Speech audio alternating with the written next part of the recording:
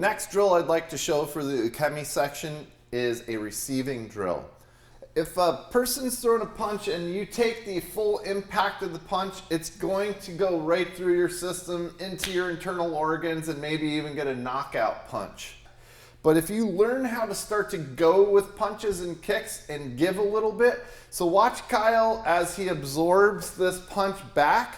He hasn't lost any ground. In fact, when I hit here, he's even closer in and has an arm up. So now we're in this thing tight.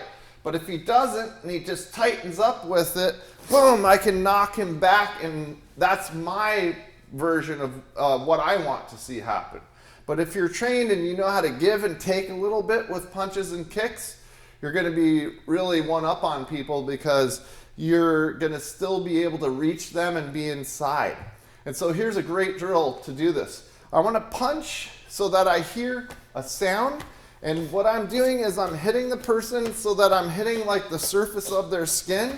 And I'm just going around and getting this feeling of this punch. And what's happening in his body is he has a flinch response happening because it's weird to get hit at first, but you're training to come right back to normal after you've received this punch. And so you can hit all sorts of different parts of the body, make this happen.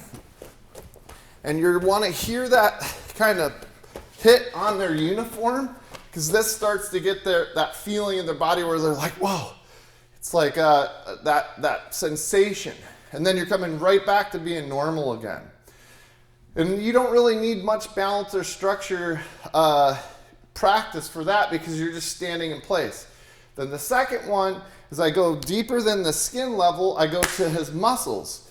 And so on this one, I start to hit a little bit more here, where it's going in a little bit harder. And this starts to fire his muscles off in a different way. I'm actually going through the skin and my punches are starting to affect him a lot more. And it starts to actually start to rock his body a little bit more here. And he's learning how to come right back to it, and he's still keeping his center. The third one is the real fun one with the ukemi section.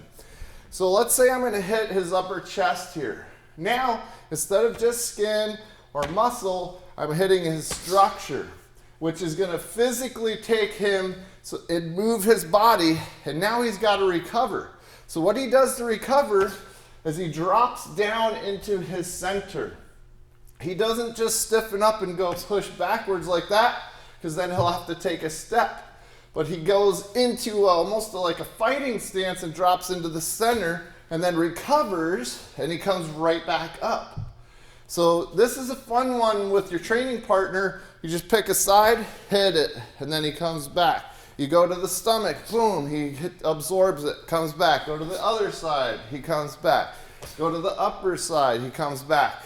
You can even do this from the back. And this one's crazy because you can't see it coming, so now you've got to really learn how to feel out with your body and have it do a certain section here.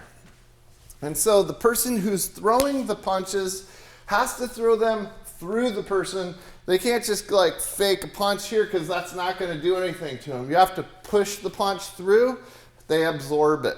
Push the punch in, they absorb it. So this is a really fun ukemi drill. Try this one as part of your ukemi practice as well.